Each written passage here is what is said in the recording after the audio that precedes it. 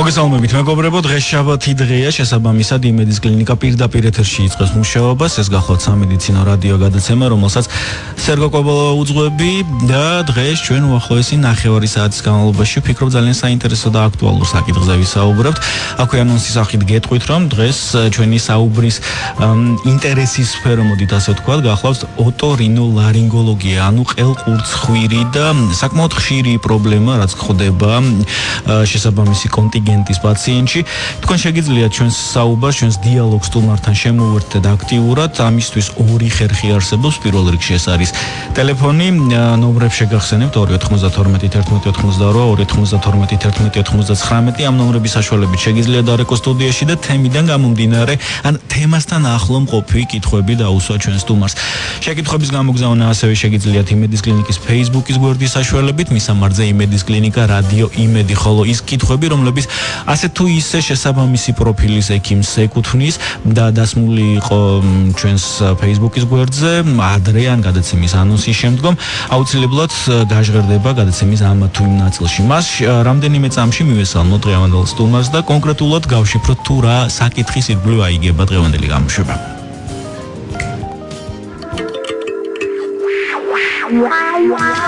გავრცელების ჯანმრთელობას.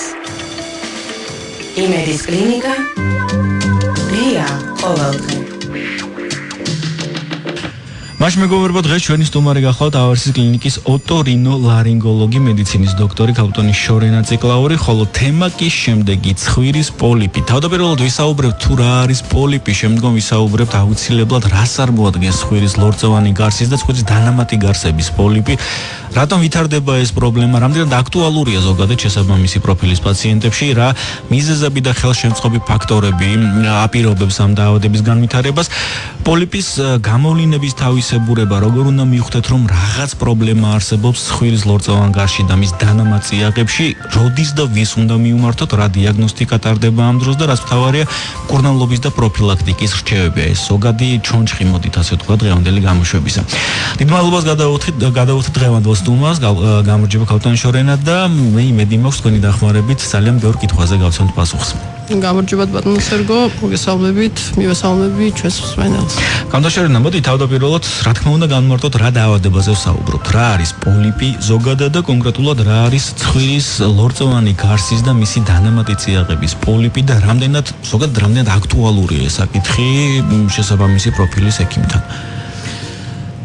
პოლიპი მინდა გითხრათ, ეს არის პრინციპში კეთილთვისები არის სიმსივნე, რომელიც ვითარდება ლორწოვანი გარსის ჰიპერპლაზიის შედეგად. ანუ ზომაში მატების, მოდით ასე ვთქვათ, ხომ შეიძლება ითქვას. ზომაში მატების, დიახ. ცხვირის პოლიპიც არ წარმოადგენს გამონაკლის, ისიც ვითარდება ცხვირის ღრუს ლორწოვანის ან მისი დანამატი წიაღების ლორწოვანის ჰიპერპლაზიის შედეგად. და ეს საკმაოდ აქტუალური თემაა. ჩვენ გადაცემის დასაწყისში ვსაუბრობდით, რომ პოლიპი, ანუ ეს კეთილთვისებიანი სიმსივნური წარმონაქმნი, როგორც ასეთი ლოკალიზებულია უპირატესილად ცხვირის დანამატ წიაღებში და არა როგორც ცხვირის ლორწოვან გარსში. მართალია ხომ ეს და ორი სიტყვით გავშიფროთ რა არის ცხვირის დანამატი გარსები, რადგან დღევანდელი თემის განმავლობაში ვერაულით გვერდს შესაბამის ანატომიურ წარმონაქმნებს. კი ბატონო, ცხვირის დანამატი წიაღები, ეს ხალხში ცნობილია როგორც გაიმორის წიაღი, ფრონტალური წიაღი, გარდა ამისა არსებობს კიდე ორი, ეთმოიდალური, ანუ ცხავისმის ლაბირინთი და სპენოიდალური წიაღები. ანუ რეალურად არის 4 წყვილი ეს წიაღი. და სწორედ რომ უმეტესწილად ეს დაავადება ცხვირის ღრუს პოლიპოზი ვითარდება ეთმოიდალური წიაღების ლორწოვანიდან. ანუ საწყის იღებს იქ, თუმცა შემდეგ ჩამოიზრდება ცხვირის ღრუში და მხოლოდ შემდეგ როგორც წესი იძლევა კლინიკურ გამოვლინებას და რის შემდეგაც მიმართავენ ხოლმე როგორც წესი პაციენტები ექიმებს. ეს ეთმოიდალური წიაღი თუ არსები შიგნით ტვინის ქალას ღრუში არსებობს. ანუ ცხვირის თვალებს შორის შეიძლება ითქვას. ცხავის ძვალი, ეს არის და როგორც წესი ჩივილები, ანუ ეთმოიდიტის დროს არის თვალებს შორის ცხვირის ზურგზე არის ხოლმე ტკივილის სიმძიმის შეგრძნება. მიზეზები ცხვირის პოლიპის განვითარებისა, ცოტა ვრცლად შევჩერდეთ, რა მიზეზები და რა ხელშემწყობი ფაქტორები აპირობებს შესაბამის პათოლოგიის განვითარებას და ვინ არის რისკ ჯგუფის პაციენტი ამ პრობლემის აღმოცენების თვალსაზრისით? ბატონო, ან ცხვირის პოლიპოზის განვითარების ძირითადი მიზეზი ეს არის ქრონიკული რინოსინუსიტი, ანუ ცხვირის დანამატი წიაღების ლორწოვანის ქრონიკული ანთება. ეს ანთება რითია გამოწვეული, ეს ცალკე საკითხია. შესაძლებელია ანთება იყოს გამოწვეული როგორც ბაქტერიული ფლორით, ასევე ალერგენების ზემოქმედების შედეგად. რაც შეეხება ბაქტერიულ ფლორას, ანუ ეს ბაქტერიები როგორც წესი ხანგრძლივად როცა ზემოქმედებენ ცხვირის და მის დანამატი წიაღების ლორწოვანზე იწვევენ ქრონიკულ ანთებას. ეს როგორც წესი ვითარდება იმ შემთხვევაში, როცა არის ან არასწორად, ან არასრულფასოვნად ნამკურნალები პაციენტი. ან თავიდანვე ხდება შეჭრა ისეთი რეზისტენტური ფლორის, რომელსაც ორგანიზმი ვერ ერევა. აღნიშნული და ქრონიკული ანთება მიმდინარეობს ლატენტურად, მეტნაკლები რემისიებით და მეტნაკლები გამწვავებებით, რაც საბოლოო ჯამში იწვევს უხშირესად ცხვირის პოლიპოზს. მოდით ისიც დავამატოთ, რომ პაციენტები ძალიან ხშირად ყურადღებას არ აქცევენ ექიმთან არ მიდიან. ხო, თუ ზომიერად კურნალობენ ამ პრობლემას. კი ბატონო, ანუ ზომიერად თუ აწუხებს და უკვე გაუსაძლისი აღარ არის იმ შემთხვევაში, როგორც წესი, ან მეზობლების რჩევით, ახლობლების, ან ის ინტერნეტში აიკითხავენ სხვადასხვა მკურნალობის მეთოდებს და მიმართავენ აღნიშნულ მკურნალობას, რაც ხშირად არის ხოლმე არასრულფასოვანი. Ზუსტად ამ საკითხიდან გამომდინარე, ძალიან ოდნავ გადავუხვევ ჩვენ ძირითად თემას, თუმცა მიზეზებზე საუბრისას არ მინდა ეს საკითხიც გამოვტოვოთ, თქვენ აღნიშნეთ, თუნდაც ინტერნეტით, თუნდაც მეზობლის რჩევით, რაღაც გარკვეულ ადგილობრივ მედიკამენტებს იღებენ პაციენტები სრულიად არასწორად, სრულიად არაგამიზნულად და ერთ-ერთი ესეთი მედიკამენტი ეს არის ცხვირის წვეთები, ეგრეთ წოდებული დეკონგესტანტები, რომელთა გამოყენების პრობლემატიკა ძალიან მაღალია საქართველოში. რამდენად სახიფათოა ცხვირის წვეთების გამოყენება არასწორად და არის თუ არა მიზეზი აი ამ დეკონგესტანტების გამოყენებისა დღევანდელი პრობლემის, ანუ იწვევს თუ არა შემდგომში ქრონიკულ ანთებას და პოლიპის განვითარებას. ჩვენი პაციენტები ნამდვილად ხშირად იყენებენ დეკონგესტანტებს და ხშირად მოგვართავენ ხოლმე, როცა უკვე პაციენტები აღნიშნულ პრეპარატებს იყენებენ წლების განმავლობაში და ეწყება თავის ტკივილი, ცხვირიდან სისხლდენები და მხოლოდ მაშინ მოდიან ხოლმე ექიმთან. თვითონ ამ პრეპარატების გამოყენება როგორც ეგეთი რამდენად მნიშვნელოვანია პოლიპოზის განვითარებაში, ძნელი სათქმელია, მაგრამ უფრო მნიშვნელოვანია ის მიზეზი, რის გამოც იყენებენ ისინი აღნიშნულ პრეპარატებს. დეკონგესტანტები უბრალოდ სიმპტომური მკურნალობისთვისაა, ცხვირის გაჭედილობა რომ მოიხსნას და პაციენტმა შეძლოს უთქვა, თუმცა ის პრობლემას არ ხსნის და პირიქით ართულებს და აღრმავებს აღნიშნულ პრობლემას. მე როგორც მანიშნებენ სატელეფონო ზარია და მოდით მოვისმინოთ კითხვა, გამარჯობა. ალო. დიახ, გისმენთ. გამარჯობა. მოგესალმებით დიდი პატივისცემით. დიდი მადლობა. ყოველთვის გისმენთ. პოლიპები არა მაქვს ცხვირში.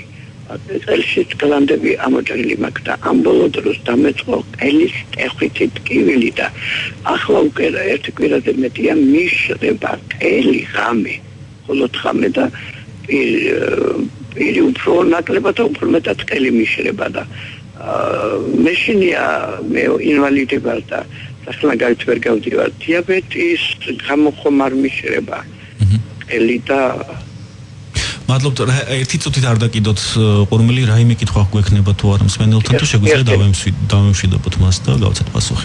რისიც ეშინია რეალურად ხო დიაბეტის ეს უფრო მარტივი გამოსარიცხია, რომ გაიგეთოს ანალიზი, ნახოს შაქარი რა რაოდენ გლუკოზაა სისხლში და უფრო მარტივი იქნება, იმიტომ რომ ყელის გაშრობის მიზეზი არა მარტო დიაბეტი, არამედ გაცილებით მეტი სხვა პრობლემა შეიძლება იყოს, როგორც ყელყურცხვირის პათოლოგიები, ასევე სხვაც. ნებისმიერ შემთხვევაში ალბათ რადიო საშუალებით კონკრეტულ მიზეზზე საუბარი არის წარმოუდგენელი და ექიმთან როგორც მინიმუმ აუცილებლად მისასვლელია ეს პაციენტი. ან ადგილზე გამოიძახოს. დიდი მადლობა დასმული კითხვისთვის. კიდევ ერთ სავარაუდო მიზეზზე მინდა შედარებით ვრცლად შევჩერდეთ, ეს არის მით უმეტეს სეზონია ამ ეტაპზე, ეს არის ალერგიული რინიტები. ერთ-ერთი ყველაზე დიდი პრობლემა ალერგოლოგიაში და ყელყურცხვირის პროფილის პაციენტებში. რამდენად ხშირად იწვევს ქრონიკული ალერგიული რინიტები გართულებას იგივე სინუსიტების და შემდგომში უკვე პოლიპის განვითარების თვალსაზრისით. შეიძლება ითქვას, რომ ალერგიული რინიტები ყველაზე ხშირი გამოწვევი არის ცხვირის ღრუს პოლიპოზის. ანუ ისევ ალერგიული ანთება. როგორც წესი პაციენტები, რომლებიც მოდიან ცხვირის პოლიპოზის დიაგნოზით, ანუ რომელსაც ესმევა აღნიშნული დიაგნოზი, თითქმის ყველას აქვს ანამნეზში ალერგიული დაავადება, ხშირია ბრონხული ასთმა. წლობით კურნალობენ ალერგოლოგებთან. ასე რომ შესაბამისად მიზეზი უხშირესი მიზეზი ცხვირის პოლიპოზის არის ალერგიული გენეზის. მე ცოტა მოვლენებს მსურს გავუსრო და სხვათა შორის თქვენ ახსენეთ ბრონქული ასთმა, სადღაც მახსოვს ამ მოვიკითხე, რომ ცხვირის პოლიპის არსებობის შემთხვევაში და ცხვირის მიერი სუნთქვის გართულების შემთხვევაში მაღალია ალბათობა იმისა, რომ ამ პრობლემამ ხელი შეუწყოს ორგანიზმში სხვა ალერგიული დაავადებების განვითარებას, მათ შორის იგივე ბრონქული ასთმის განვითარებას. რეალურია თუ არა ეს აზრი და ხდება თუ არა შესაბამისი ტიპის გართულება?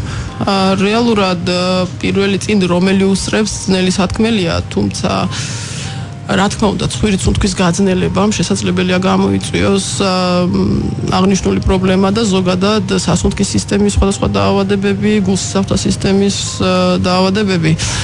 თუმცა მინდა გითხრათ, რომ უმეტესწილად პაციენტებს ჯერ დიაგნოსტირებული აქვთ ბრონხული ასთმა, უმეტესწილად ვამბობ.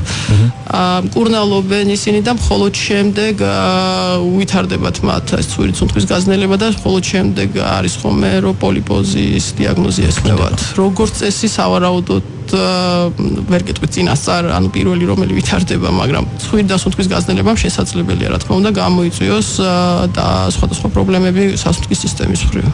მადლობთ თქვენი ნებართვით რადიო მსმენელებს შევახსენებთ დღეს საუბრობთ თემაზე ცხვირის ლორწოვანი გარსის პოლიპოზი, ქალბატონი შორენა ციკლაური, ავრის კლინიკის ოტორინოლარინგოლოგია ჩვენი სტუმარი. კონტინგენტი მაინტერესებს ასაკის თვალსაზრისით, ვინ არის უფრო მეტად საყურადღებო ცხვირის ლორწოვანი გარსის პოლიპოზის განვითარების თვალსაზრისით, რა ასაკის კონტინგენტში, რა ასაკის პაციენტში გვხვდება ეს პრობლემა? უმეტესწილად ეს არის ზრდასრული პოპულაცია, ბავშვებში არის უკიდურესად იშვიათი, თუმცა მაინც გვხვდება. მადლობთ, ჩვენ რადიო მსმენელი ყავს და მოდით მოვისმინეთ შემდეგი კითხვა. გამარჯობა. გამარჯობა. ისმეთ ბატონო. სად შეიძლება მივაკითხოთ ექიმს, რომელიც იქნება ძალიან ესე იგი სრულყოფილი გამოკვლევა სად ტარდება და ვისთან მივიდეთ თუ შეიძლება. თქვენ გულისხმობთ უშუალოდ ჩვენ სტუმარს დღეს ალბათ, ხო? კარგი, დიდი მადლობა. ჩვენ იმის უფლება არ აქვს კონკრეტული მისამართი დავასახელოთ, არც ერთი ჩვენი სტუმრის ეს რეკლამაში ჩაგვეთვლება, უბრალოდ გეტყვით, რომ ჩვენი სტუმარი წარმოადგენს ავერსის კლინიკას, ასე რომ შეგიძლიათ ავერსის კლინიკაში მიაკითხოთ და შესაბამისი კონსულტაცია ჩაიდაროთ. დიდი მადლობა ზარისთვის.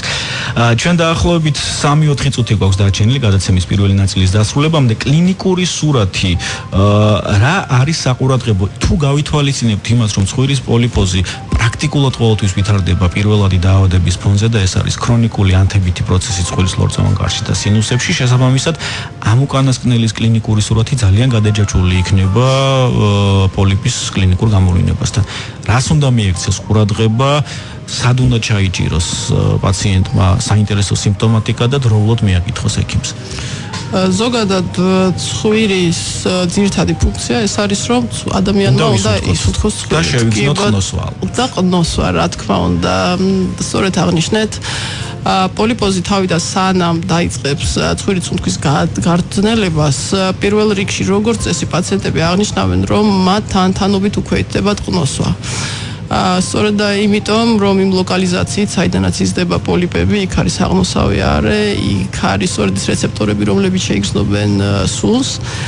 და როცა ხდება ბლოკირება იმ ადგილის და ჰაერი ვეღარ აღწევს აღნიშნულ ადგილამდე, უკვე პაციენტები ვეღარ შეიგრძნობენ შესაბამისად სუნებს. თანთანობით ეს შემცირება შესაძლებელია საერთოდ გადაიზარდოს იმაში, რომ საერთოდ ვეღარ შეიგრძნობენ ვერანაირ სუნს და მხოლოდ შემდეგ როგორც წესი ხდება ხოლმე სუნთქვის გაძნელება. თანთანობით ბლოკირება და საბოლოო ჯამში შესაძლებელია აბსოლუტურად შეუძლებელი გახდეს ცხვირის სუნთქვა.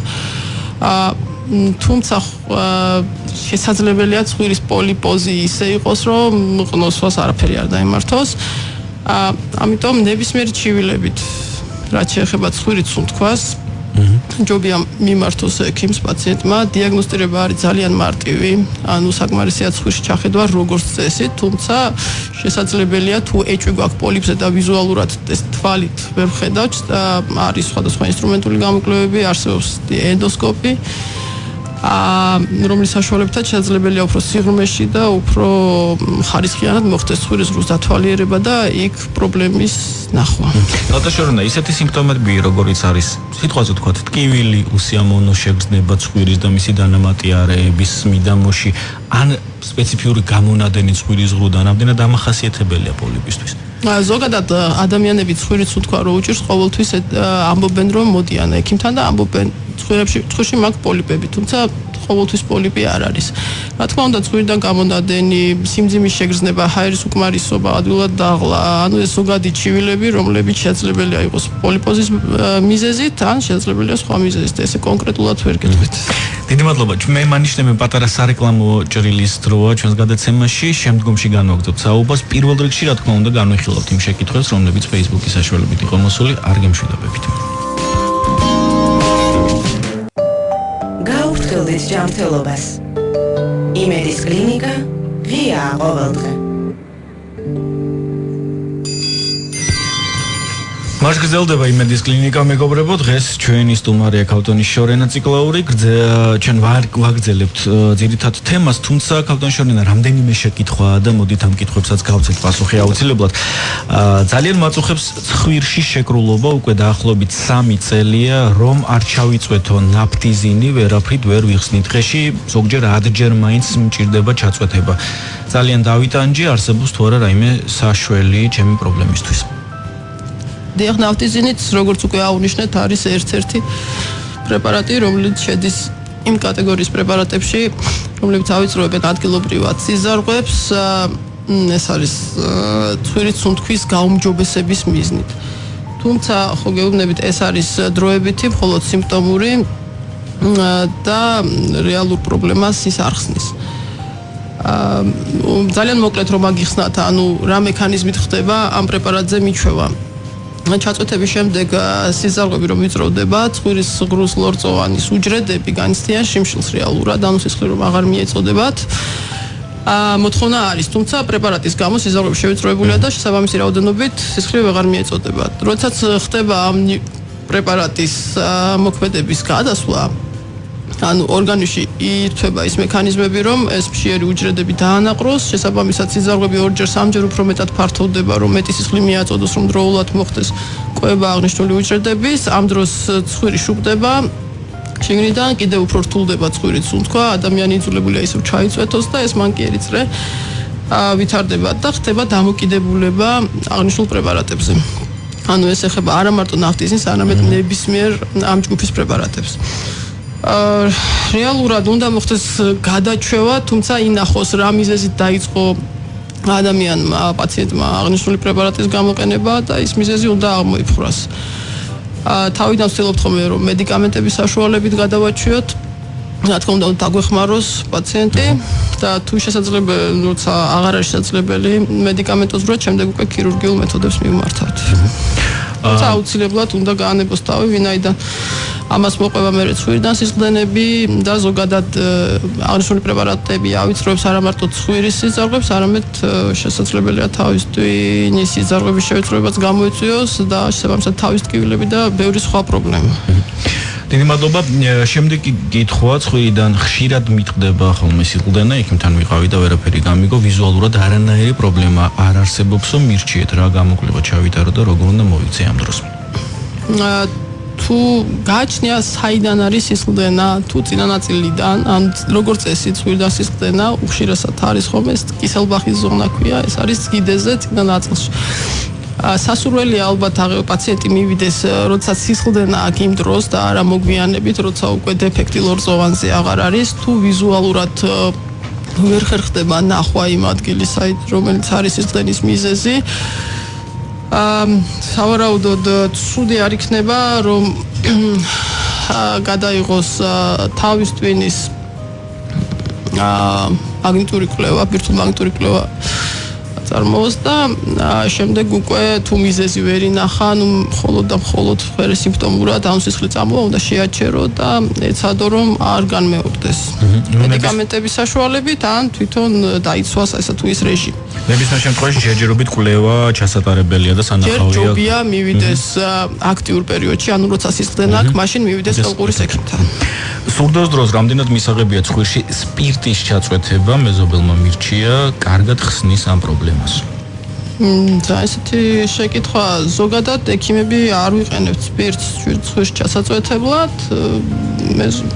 თუ მეზობელს კარგად აქვს დაცდილი, რავი, ცადოს, მაგრამ ყოველ შემთხვევაში სასურველი არ არის ხო, იმიტომ რომ სპირტი ალბათ განზავებული ჯობია თუ იწვეთებს, იმიტომ რომ სამედიცინო სპირტი ლორწოვანს დაწვავს აუცილებლად და ის კიდევ უფრო შეშუპდება. მაქვს ქრონიკული ჰაიმორიტი, ძალიან ხშირად მაქვს გამონადენი ცხვირიდან, მიჭირს სუნთქვა, ექიმმა მითხრა აუცილებლად საჩხლეტია ღრუ და ამოსაწმენდია, კატეგორიულ უარზე ვარ, სხვა რაიმე საშუალება არსებობს თუ არა? ქრონიკული ჰაიმორიტის მიზეზია დასადგენი პირველ რიგში, რის გამოა. შესაძლებელია ქრონიკული ჰაიმორიტის მიზეზი იყოს კბილიც, ანუ სასურველი ჩხლეტა, ანუ ფუნქციას გულისხმობს, ესაა რომ ამოირეცხოს წიაღი, თუმცა შესაძლებელია სხვანაირადაც დაიცალოს სავარაუდოდ ჰაიმორის წიაღი, თუმცა არის ესეთი მეთოდიც, რა თქმა უნდა, ჰაიმორის წიაღის ფუნქცია და საკმაოდ ეფექტური. სხვა საშუალება ჯობია მაინც ინახოს ადგილზე, შეფასდეს მდგომარეობა და ისე გადაწყდეს როგორ უმკურნალოდ აღნიშნულ პრობლემას. ჩემ ბავშვს სამჯერ ამოვაჭერი ადენოიდები და ისევ ამოვიდა, ისევ უჭირს ცხვირის სუნთქვა და ძალიან ხრინავს ღამე. რამდენჯერ შეიძლება ეს განმეორდეს და როგორ მოვიქცე მირჩიეთ? სამწუხაროდ არ არის და კონკრეტებული ბავშვის ასაკი, რაც ალბათ დაგვეხმარებოდა. სამჯერ თუ მოასწრეს ამოჭრა უკვე, სავარაუდოდ იქნება უკვე აი საშუალო ბავშვებისთვის საშუალო სკოლის ასაკი მაინც არის სავარაუდოდ. სამწუხაროდ აღნიშნულ პაციენტს ბავშვს საკმაოდ ისეთი აგრესიული ზრდა აქვს ადენოიდური ქსოვილის, რითი უშუალოდ ძალიან ხშირი არ არის, რა თქმა უნდა, თუმცა მორეციდივი არის, შესაძლებელი არის, როდესაც ხდება ადენოტომია, ანუ ადენოიდური ქსოვილის მოშორება, ყოველთვის ვაფრთხილებთ მშობელს, რომ შესაძლებელია რეციდივი კვლავ გაიზარდოს. ამ შემთხვევაში ერთადერთი შემიძლია ურჩიო, რომ რამდენი გაიზრდება, ალბათ ჯობია მოიკვეთოს, რადგან სრულფასოვნად ისუნთქოს ცხვირით ბავშვმა და სრულფასოვნად გაიზარდოს და ეს გაგრძელდება სავარაუდოდ პუბერტატულ ასაკამდე, აი სქესობრივი მომწიფების მერე ადენოიდები თვითონ განიცდიან განლევას და შემდეგ აღარ იზრდებიან როგორც წესი. დიდი მადლობა. მე დამიდგინეს პოლიპი ცხვირში და როცა ჩამეკითხნენ, აღმოჩნდა, რომ რამდენიმე წლის წინ გადატანილი მქონდა ცხვირის ტრავმა და ამას დააბრალეს, რადგან სხვა არანაირი მიზეზი არ არსებობდა. შეიძლება თუ არა მართლაც ცხვირის ტრავმა ამ პრობლემის მიზეზი ყოფილიყო? ცხვირის ტრავმა შესაძლებელია იყოს ცხვირის პოლიპოზის განვითარების მიზეზი, იმ გაგებით თუ მოხდა ტრავმის შედეგად სუნთქვის დარღვევა, წკიდის გამრუდება შესაბამისად ან რაიმე სხვა მიზეზი თუ ცხვირის სუნთქვა დაირღვა, შესაბამისად ხდება შეგუბება, ლორწო, რომელიც გამოიყოფა მუდმივად ცხვირის გრუში, მისი შეფერხება ხდება ცხვირის გრუში, შესაბამისად მეორადად ინფექცია დაერთვება, ხდება შესაბამისად ქრონიკული რინიტი ქრონიკული რინიტი ვითარდება ამ შემთხვევაში და სწორედ ამ ქრონიკული ანთების შედეგად შესაძლებელია განვითარდეს საომავლოდ პოლიპოზი. და ბოლო კითხვა ამ ეტაპზე ერთ ნესტოში თითქოს ყნოსვა გამიქრა, რომელ სპეციალისტს მივმართო? პირველ რიგში უნდა მოვიდეს ოტორინოლარინგოლოგთან და თუ მექანიკური შეფერხება არ არის იმისა, რომ ჰაერი ვერ აღწევს საჭირო უბნამდე, ცხვირის საჭირო უბნამდე, შემდეგ უკვე ნევროპათოლოგს. დიდი მადლობა რადიო მსმენელებს გამოგზავნილი კითხვებისთვის. ჩვენ დაახლოებით 5 წუთი დაგვჭირდა გადაცემის დასრულებამდე. ძირითად თემას დაუბრუნდეთ ცხვირის ლორწოვანი კარსის პოლიპოზი. მკურნალობის ტაქტიკა, რა ღონისძიებებს ვფლობთ თანამედროვე მედიცინაში, რა კონტინგენტის პაციენტებს აუცილებლად უნდა ჩაუტარდეთ ოპერაცია და შესაბამისად მოცილდეთ ეს კეთილთვისებიანად გადაგვარებული უჯრედები. რომელ პაციენტში ვირჩევთ დაკვირვების ტაქტიკას, რომელში მედიკამენტურ მკურნალობას როგორ ვიქცევით ამ შემთხვევაში? სამწუხაროდ ჩვენთან მოდიან პაციენტები, რომლებსაც უკვე კონსერვატიული მკურნალობა ნაკლებად ეფექტური იქნება მათ შემთხვევაში. მოდით განვიხილოთ ის სიტუაცია, ბოდიში გაწყვეტინებთ, როდესაც ყველაფერი იდეალურად არის და პაციენტი დროულად აგითხავს ექიმს. აი რა და ყველაზე ექიმის ოცნება ალბათ ეს. რა და რა სახის მკურნალობას ვიყენებთ ამ დროს? ამ დროს ადგილობრივად ვიყენებთ გლუკოკორტიკოსტეროიდებს, ეს არის ადგილობრივი სპრეი, ცხვირის გორმონალური პრეპარატია, თუმცა მის შეწოვა პრაქტიკულად არ ხდება და არ მოქმედებს ზოგადად ორგანიზმის ზოგად ჰორმონალურ ბალანსზე და მისი საშუალებით ხდება სტაბილიზაცია, მოწესრიგება ცხვირის ლორწოვანის. და რა თქმა უნდა აღმოიფხვრას ის მიზეზი, რის გამოც დაიწყო ცხვირის ლორწოვანმა ესეთი აქტიური გამრავლება და პოლიპოზისკენ გადაგვარების მიდრეკილება. როდის დგება ოპერაციული ჩარევის აუცილებლობა? ანუ რა სიმპტომები უნდა არსებობდეს ამ შემთხვევაში, ან რა გართულებები, ან რა დარღვევა ადგილობრივად? როგორც წესი, ცხვირის ღრუს პოლიპოზი საქართველოში პაციენტები მოდიან მაშინ, როცა უჭირს თქმა, ან გართულებული არის ყნოსვა, ანუ ყნოსვის დაკარგვის. ამ შემთხვევაში პოლიპები უკვე ისეთი ზომისაა, როცა მათი მკურნალობა ზომაში დაპატარება პრაქტიკულად შეუძლებელია და როგორც წესი მივმართავთ ხოლმე უკვე ოპერაციულ მკურნალობას. თავიდან რა თქმა უნდა თუ ასატანი, ანუ პაციენტმა თვითონ უნდა გადაწყვიტოს, უნდა თუ არა ოპერაციული ჩარევა, ჩვენ რა თქმა უნდა შევთავაზებთ, მაგრამ ის თუ თვლის რომ ჯერ მისი მდგომარეობა ასატანია და რა თქმა უნდა ოპერაციის გადაწყვეტა რთულია. როგორც ეგეთი ხო, მაშინ თავაზობთ მკურნალობას, თუ გაუმჯობესდა მდგომარეობა, ან ისეთ მდგომარეობაში დარჩა და აღარ პროგრესირებს დაავადება, შესაძლებელია თავი შეიკავოს, ხოლო თუ მოდის უკვე შეუძლებელია, ასე თქვა, იძულებითი პოზიცია ძილის დროს და სუპირით სუნთქავს.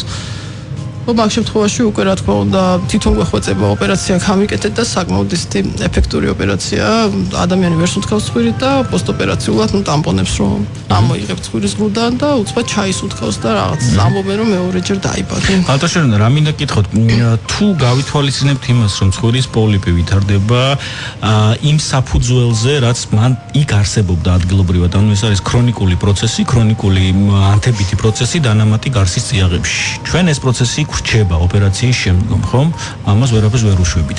არის თუ არა ალბათობა იმისა, რომ პოლიპი ხელახლა განვითარდეს იმ უბანში? ცხვირის ღრუს პოლიპოზი, დიახ, მორეციდივე დაავადება რეალურად ოპერაციულ ტექნიკაზე გარკვეულწილად, აბსოლუტურად არა, მაგრამ გარკვეულწილად დამოკიდებული არის ამ რემისიის ხანგრძლივობა, ანუ რამდენი ხანი აღარ ვითარდება ეს პოლიპი, თუმცა აბსოლუტურად თქმა უნდა ვერ იქნები. უნდა მკურნალობა შესაბამისად, თუ ალერგიული ფონია ალერგოლოგის აქტიური მკურნალობა, თუ ბაქტერიული ფონია ანტიბაქტერიული პრეპარატებით და ურჩევთ ხოლმე პაციენტებს, რომ 6 თვეში ერთხელ მიმართონ თავის მკურნალ ექიმს, რომელიც დაათვალიერებს ცხვირს და თუ წამოზრდილი არის პოლიპი, იქვე მარტივად შესაძლებელია მისი მოშორება. ანუ აღარ მივიყვანოთ გართულებულ მდგომარეობამდე.